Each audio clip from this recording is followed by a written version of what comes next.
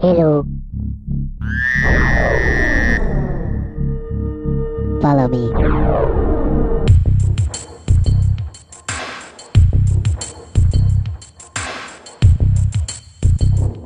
Our next game is Oddworld, Abe's Odyssey. Created by Oddworld inhabitants, published by GT Interactive, and released on September 1997 in the US. And this one was nominated to us by Unreal Edge, back again, way back from the Crash Bandicoot 2 episode, so this guy has good taste and I appreciate you. Good job. Alright, so, Oddworld, there is a lot to unpack here, and... Introduce us first, it's so important, people get mad. Well, clearly Oddworld is more important than you guys, but fine.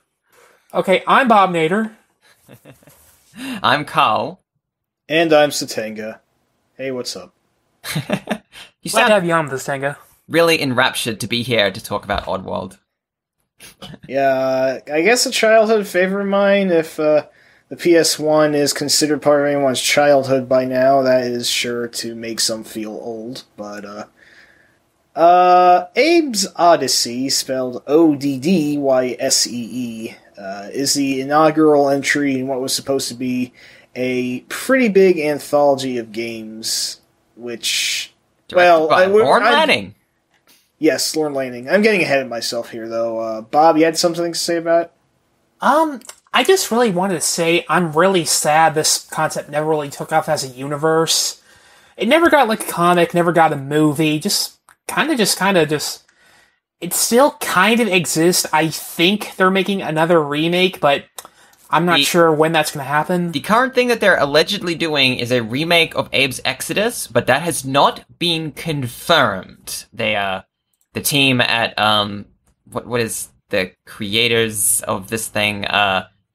Oddworld Inhabitants, I guess. Is that still who they are? Maybe. But yes, what I know for sure is that apparently, they're not sure what they're making specifically, but because they haven't, I don't think, confirmed if it's a remake of Exodus or not. That'd be kind of lame, but let's talk about Abe's Odyssey before we get too stumbled in front of the franchise and its sort of broader hopes. I'm going to steal I'm looking at it right here. I'm actually going to steal the Wikipedia summary because it's actually really concise and explains the game quite well, and I don't want to have to explain this damn thing.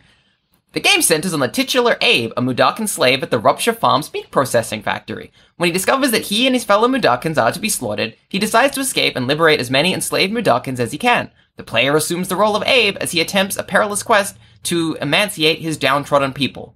And that is about as close as you will get to a summary of what the game is actually sort of supposed to be about, like, directly.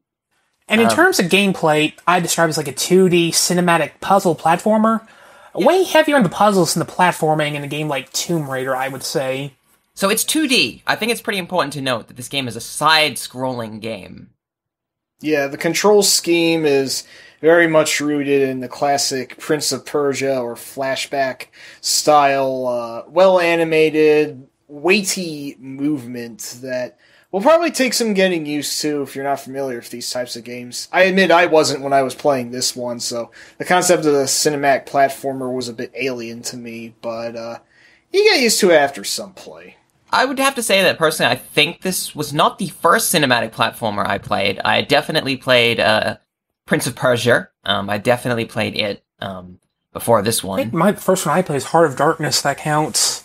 Yeah, that definitely counts. That's kind of like the pairing game to this one, since they're like the two major cinematic 2D scrolling platformers for the PlayStation, I would say. Not to say that this one and Heart of Darkness didn't have ports to other systems. I'm not really sure exactly why Oddworld is considered sort of a Sony franchise, especially like originally. And we have a special guest with us now. Oh, hello.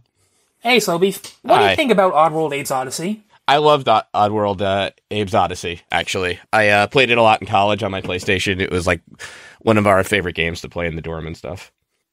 Excellent. Really good stuff. Yeah, it was definitely one that I really liked when I was younger, although I never got very far into it for the longest time. Then I learned how to actually play the game and get far and learn where all the escapees, all the prisoners fellow Mudokons were, and I mean, there's a lot to unpack with this game. You can just roll ahead as straightforward as you are, or you can take the time to find all sorts of secrets to get all the extra slaves freed. It's there's a lot to unveil. Right. I'm sorry, go ahead. I was one of those people too who like I felt like I always had to like try to 100% it and save all of the Mudokons and all that before going, but eventually I had to move on. But yeah, it was so good. They're like just like the little details they put in, like the little communication system, and then of course like how that translates over when you get some of your powers and stuff. That was really cool. Yeah, interacting with other Mudokons is a pretty key part of the game in question. They have a little dialogue system that you can actually practice in one of the game's menus, which is a really nice touch. Right. Hello.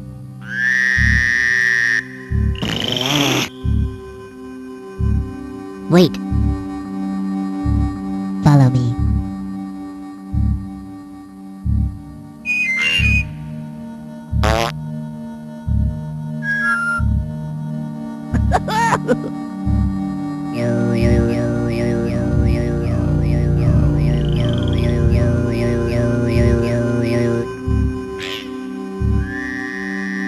Goodbye. I think this might be like the first, I'm not sure, game where like command NPCs do things.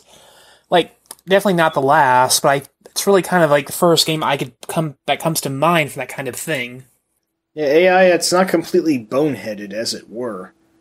At least in my opinion. I mean, you do have to lead them along. Like, they usually don't have much of their own agency with moving about. You do have to guide them pretty strictly, but, compared to, like, relying on brain-dead AI, like in Dead Rising, for example, it's pretty generous to control them.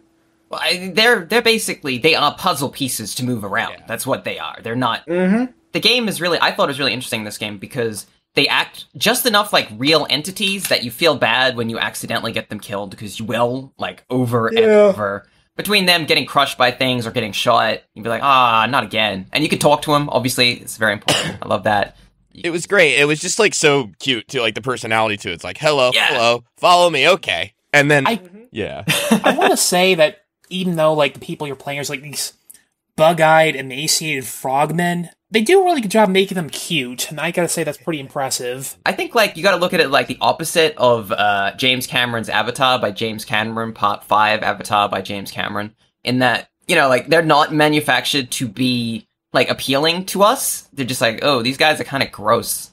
And everything in Oddworld is kind of gross, kind of intentionally, because it's Oddworld, I guess. Like, it's odd, yes. Yeah. But... they really grow on you. I actually kind of like the Slakes, though. I think they're kind of, like, genuinely, like, kind of adorable, even though they're just these, like, horrible, like, I like them too, yeah. flavors. Yeah, but they're, like, I love their, like, sound they make, like, chow, chow, when they, like, through their, like, what do you call, like, mandibles or whatever, they, like, make that noise. I always thought that was, like, a really cool shout. And I love possessing them, and then shouting at other, Slags, and they just get confused. They're like, what are you on about? Because clearly Abe can't speak like Slig properly, so Sligs don't understand what he's on about, and they're like, this guy's insane. Yeah. It was. Go ahead. It's really great to just like kind of drive around, like quote unquote drive Sligs and like make them like shoot the other ones and like explode them at the end. It was really satisfying. Yeah, the possession mechanic is probably the most unique factor that this game has compared to other so-called puzzle platformers, because Abe is a magical being who is actually quite powerful, just as long as he doesn't engage enemies directly. Or that there's a floating red orb. Oh, yes. Don't forget the floating red orbs of fuck you. Oh, yeah. I did forget them, actually. I think we need to give a little bit of context for people who haven't played the game. Oh, yeah. Oh, my gosh. All right, yeah. The thing is, Abe cannot attack, and pretty much anything will just instantly kill him if it even, like, brushes him. And just to throw this out real quick, by the way, the game is quite forgiving. You got no lives, and when you die, you respawn at a checkpoint that's usually not insanely far back. So I don't know. The checkpoints do get kind of spread pretty far apart, I'd say. Yeah, At but their longest, I'd say like 10 minutes of gameplay each time you die. that's probably like the most like obscene checkpoint. I think a lot of them are. It depends which part of the game they seem to have gotten like, oh, you know what you're doing. Have a make the checkpoints further apart. But I wanted to point out that like Abe's a fragile guy, but you are pretty much intended to mess up. It's not like some of the other ones where they kind of really want to like crush you down and be like, okay, well you ran out of lives, you lose, which I think is more generous than you would have expected. Yeah. So what can Abe do other than die? Your really main method of, I'm not sure if I call it offense, but something you can do to defend yourself, I guess. You can actually possess enemies and actually control them, and that's really the part of the way you get around many of the enemies and obstacles you find. You use sligs to shoot the other sligs and walk into mines to clear a path. I don't think it has those. Yeah. This is true. They had it almost feels like the second one is a bit of like almost like an expansion Wait, we're talking about the pack in a way, dialogues. because I think I was about to say something very about similar, it. but with like new things like blind Mudokons and One thing about the dialogue system is they don't really do a whole lot with it. Later on there. I will say though, there's an annoying password system. In the day and age of memory cards, that's End it with the farting. Yeah. Ugh, I forgot. Damn it! I was reminiscing so fondly till I remembered that part. That's kind of like the thing about Abe's Odyssey is that there is a lot of roughness in the game because, as I said near the start, it's very artistically driven. There's like it's a cinematic puzzle platformer, and it does feel a bit like, ooh, we can put in possession, and we can put in these like talking mechanics, and all these puzzles, and all these ideas, and they'll all look nice. And then sometimes it's like, this one just kind of sucks, and we're just gonna leave it in because that's in the game now. It's art. yeah. Fun piece of trivia about this game. In the Japanese version, apparently they removed one of Abe's fingers because, or I should say the Mudokons in general go from 4-fingered to 3. Yes, of course, yes. You all know why. Yeah, any fans of the Yakuza games should know why. Well, that's what I'm reading that it's there's like it's possibly offensive to people because like 4 fingers meat, especially the meat packing, can be considered like sort of like you're a subclass of a person, like it's like a Japanese thing apparently, like that, like you're kind of like a lower class because you have to work in a meat packing industry, and there's like a whole like looking down on like poor people kind of thing going on. So to avoid all that, underclass in Japan, like I think they're untouchables or something. It's a big thing that nobody. I thought that was India. That yeah, it's like that. Yeah, There is a caste system in India. This is way off topic of Oddworld, but there is like no, it's like Cal actually because they changed them. All right, but no, also the Yakuza will take off your pinky or whatever if you lie or something for. Or, you have to do that yourself to appease your bosses. It's called Yubitsume. Yeah. They also changed this one other thing. Don't do that. That's okay if I go into it real quick. Yeah, sure. Yeah, go for it. So the plot is that the Gluckins want to eat all the Mudokons, and they show that off by having a picture of what they're going to make them out of, which is a bloody head impaled on a stick. And in the Japanese version, they changed it more like a popsicle. And I guess if you're looking at perspective, like they're actually trying to market this something like people might want to buy. It makes sense. I'm pretty sure just that little bit of blood might have pushed the rating up, so they definitely wanted to mess around with that. I always found that kind of weird. Like, that's right in the intro, right? And, the scrab cakes and the, paramite pies or whatever, both of those are these, like, cutesy, artsy, like, like packet things. Like, a scrab cake looks like a Twinkie or something, and, I can't remember, the paramite pie, I believe, is literally a pie, with, like, a hand in it, I think. But then the Abe, like, Mudokon picture is an impaled head bleeding. And it's like, that doesn't really, fit their marketing material. It does kind of feel out of place. Because, like, kind of, this whole game has this very, like, capitalist-y, industrial kind of feel to it. Yeah, very anti-corporate. Which you never, but you never get exposed much to that side, like the end consumer side, rather. And so most of the time you just see the horrible underbelly. So it was weird, I think, a little bit that they did that. I think it was mostly for dramatic effect. Can I mention, because I don't think we got to mention, that I believe Abe is like the employee of the year or something in the factory? Like, he's the most like chipper of the employees in like the entire facility. Like, he's just happy to be working at the factory. And he's the one that has to destroy the whole factory. And I mean, yeah. No, sorry, go ahead. I didn't mean to. I was just gonna say, like, he turncoats pretty damn quick. He takes, like, 1 second. He's just like, oh, damn, gotta get out of here. I should say, we haven't been talking about the gameplay a whole lot, and I feel like there's less to say about the gameplay. There's some good ideas, but the problem is it's a pretty hard game, especially if you're trying to find everything in the game. Yeah, there's one of those things where you probably will have to employ the use of some sort of guide if you intend to free all 150 or so? I forget how many there were, but there were a lot. 99. It's 100. Oh, okay, overshot the mark. Like, there are secrets in the very first screen of the game you would not know about unless someone told you, probably. Usually these out-of-the-way rescues are, like, super challenge rooms in and of themselves. Like, that very first one involves you having to manage to call them across while not getting ground to bits by rotor blades and whatnot. It's a lot of involvement to get there. Yes. You gotta move back a bit. Like I said, one of the big problems is if you die, there aren't that many checkpoints. So you could lose like about... I mean, the problem is if you had too many checkpoints, I can say you could probably have more, it'd be fairer, but if you have too many checkpoints, then the actual act of solving the puzzles is not nearly as difficult, because the game kind of wants you to, it wants you to do everything right once, It's like, you gotta run along here, you gotta jump up there, you gotta make this guy go here, you gotta possess that guy, you gotta shoot that guy, you gotta do a little roll jump, you gotta go backwards, and then, you gotta do all of these things once. You gotta do it once perfectly, and the game ticks it off and says, okay, continue. And I also feel like, too, there were parts where controlling the other Mudokons, like, that can get a little finicky, because you have to, like, move them in positions where they wouldn't get crushed or shot with, you know what I mean? And getting them to stop where they... Sorry? Yeah, I was gonna say, like, they kind of half follow you, because they, like, they don't... Yeah. You have to, like, kind of position yourself so that when you say follow you, they stand in certain positions. And there are just, like, points where it's, like, one will get killed because it was, like, one cell over from where you thought he was. And it was like, oh, well, that's... Right, because this one... for nothing. Are the spaces the same as, like, Prince of Persia? They're, like, quite, distinctive individual steps? Because I think you have quite... I remember it being very, very similar to Prince of Persia. I want to say where it the was controls like, feel a lot smoother than Prince of Persia. There's not quite so much wind-up and everything, it feels like. I always liked the way that you could, I believe you could run, jump, and then roll, and you could kind of do all those actions kind of very continuously. Because, Abe can basically go into a morph ball, which I was always a huge fan of. Oh, that's right, I forgot about that. Yeah, he just kind of keep rolling. does this, like, weird roll, and I always remembered it because you have to do this, like, weird roll, and then you kind of stops, and when he stops... that's when you have to do damn time bombs. I was about to bring them up. They're like... Yeah. Yeah.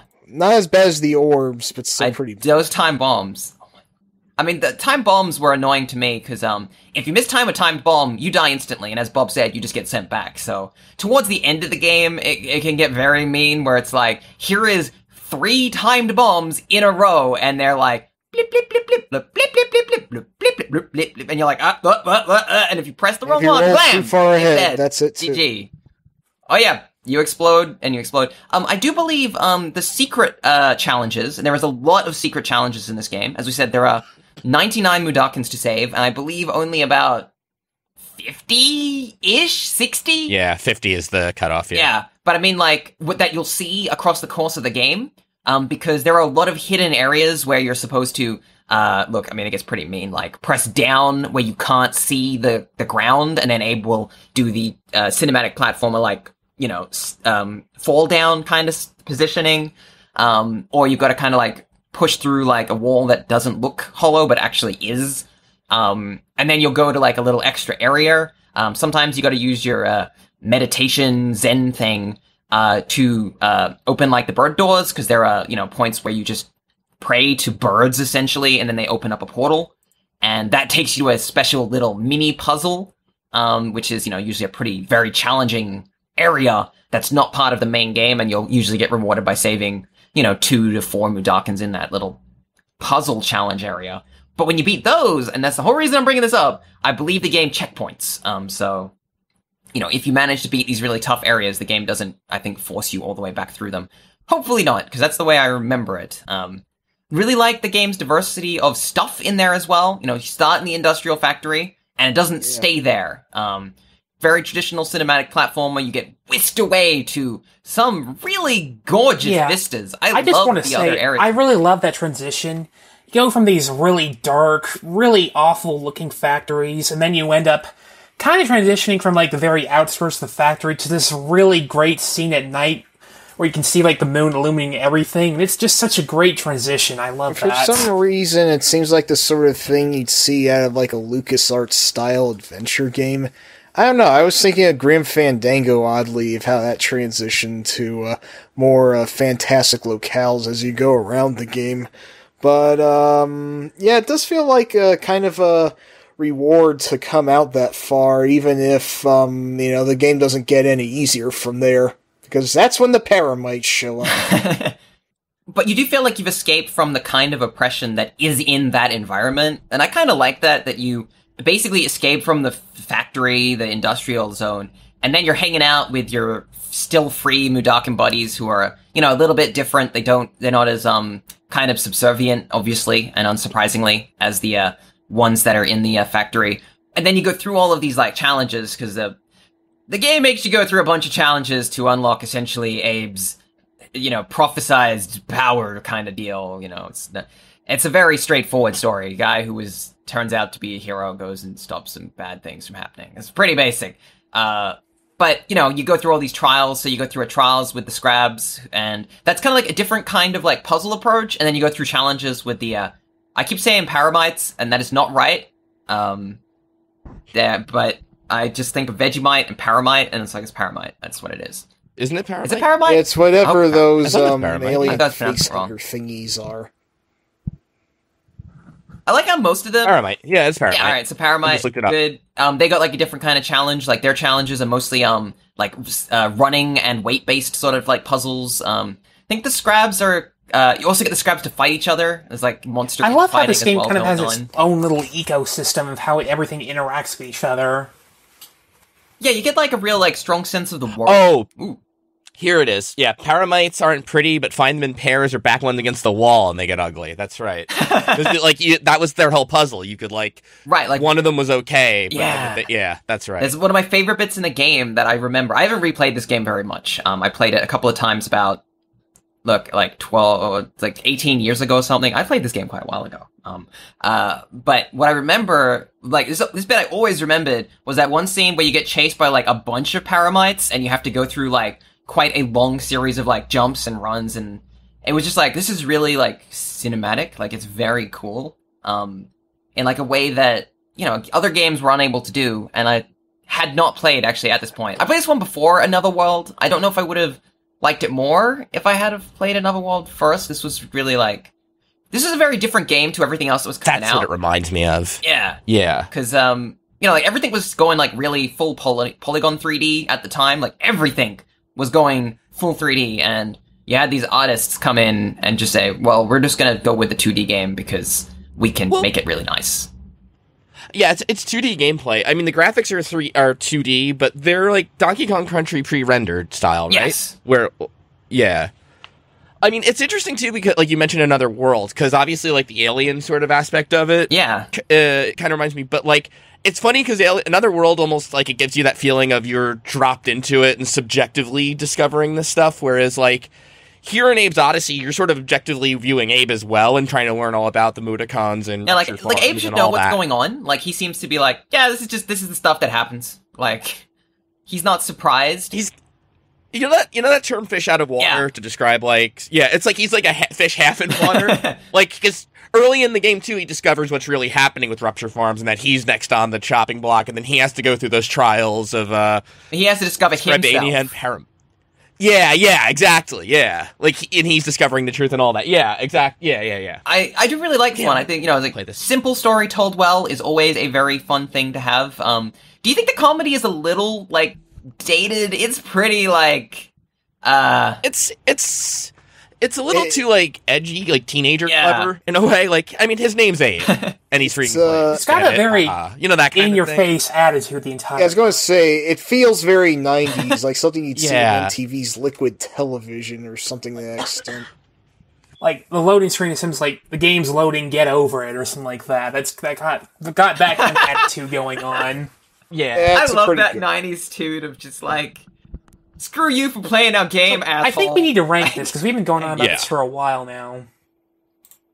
Yeah, can I just mention, I really love the, like, all the aesthetics in this game are just so nice. Like, the world looks great, like, really great. I love the fact that you see really far. Like, the pre-rendering in this is fantastic, because you actually have vistas, like, proper, like, backgrounds. It's not, like, tiled and looped and that sort of thing. It's, like, actual spaces that you sometimes move through them as well. Like, you know, like, objects kind of move around. You actually see things come closer in the environment and stuff as you move around. And finally, I really love that they were so proud of their talking system that they put in that, like, odd speak, like, in the options menu, how you could just go and test Abe talking. And, you know, you could just, like, try all of his words, and you had, like, that big, like, animated Abe that just kind of said the words directly at you. You remember that, right? Like, that little...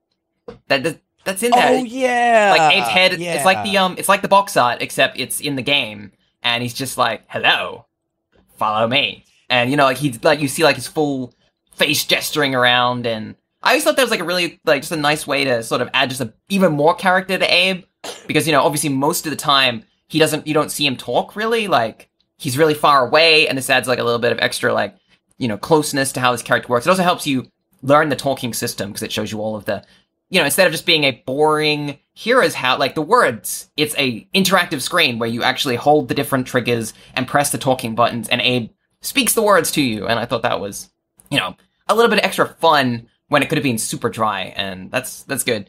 Abe's Odyssey, we gotta rank it, as you said. So, is it better than Tomb Raider? Because that's the most similar game on the list. I would say yes, just artistically. I don't think it's better than Tomb Raider. I'm a little torn, because I feel like, yes, it's a better game. Oh, wow, I forgot Tomb Raider's Tomb Raider that high. Oh, wow. It's number 11. Where's Tomb Raider? Sorry. Oops. Yes, Tomb Raider. No. It's science. Tomb Raider. You're right. Yeah, Everything else is wrong. That's how iconic games go down. I would say that, you know, while I do like Abe as a character, he objectively wasn't as much of an icon as Lara Croft was, so we just kind of have to roll with it. All right. I'm looking at this. I'm looking still high, Flashback? not that high. Oh, yes. Where is It's better than Flashback. Where is 170? 100% Where's better than Flashback? Oh, wow. That's far down. It's not that far down. Like, half of Flashback is literally unplayable. The back half of Flashback Well, there is that one terrible. door that I still have a grudge against that you have to shoot. That door. No, like, the thing about, like, Abe's is I think, what I thought was interesting is how everyone that played it thought it was going to be big. Everyone around it thought it was going to be big. Everyone was like, Abe's the next big thing. Oddworld's fantastic. And then it's the most, like, fizzled out franchise that I think I've ever seen. Like, you know, they're like, oh, we're going to make 5 games in the Oddworld franchise. Now we're going to center around a different character. And it's going to build the myth and the lore of Oddworld. And it's going to be the greatest, like... Right. It's not Microsoft's fault. I don't think the Oddworld whole thing, like, ever picked up. No. All right, I have another split point. How about number 100 above Her Story? It's better than Her Story. I like that they got a heavy focus on talking in both games. I'm always a fan of, you know, these sort of things. Okay, well, now, I've got to check. You say it's better than Mega Man you know, 3, though. That hurts. Oh, man. This is the hard part. Final Fantasy. You gotta be careful. You always gotta look and go, wait a second. What about all these other fantastic games that we have? Anyway, so the thing about Abe is we gotta look at influence, how good it was then, how good it was now. Did Abe, like, did this game inspire, like, other games, or was it, like, this weird doing its own thing in its own, like, weird space? I want to say it sort of felt like a last hurrah for conventional 2D cinematic platformers, this and Exodus, because it feels like that since 2D in general was kind of sort of on its way out-ish, unfortunately, because Sony hated 2D games. Yet they liked Abe's Odyssey. All right, I'm gonna give it some points for being kind of a rebel game. Okay, right? Because, like you say, Not a lot of great 2D PlayStation. No, it's like... Or not a lot. There's like literally this one, and the rest are 2.5D. Like, they all fell into the temptation of using those polygons on like... All right. 117. 117, right above Super Mario Land for the Game Boy. I'm okay with everyone else's. I think that's a pretty good place. Yeah. I like it. It feels good. It's a good... I'm feeling it. Right below Dragon Quest. That's it. I wanted to put it higher. It is a very, very good game. One of my childhood favorites, but it does also have a little bit of roughness with it, mostly in finding the secrets, and some of the actual gameplay quirks can be a little hard to reconcile by today's standards. Yeah, it's hard. What's the thing they always say? True. Science isn't about You're right. feeling. Don't play new and tasty, though. I think you can buy this game for like $3 US if you really want to play it. I think you can get it on the PlayStation Store as well as like I guess I'd say it plays better, but they like completely miss the point artistically. So if that bothers you, I would. Does. And then what's the point? Also, it's going to be on the PlayStation Classic. You can buy an emulated version of it from a company that doesn't give a damn. That's a great choice. Sorry, but it's on the PlayStation Classic. Got to get in the topical. All right. That's it? We're gonna... Oh, you want me to say the number? Go and say Stop it. Oh, we're still going. We'll say the number. It's going above Super Mario Land and below Dragon Quest 5 at 117. 117, that's still very impressive. I don't care what you say. That puts it above the best game ever, Illbleed, so whatever.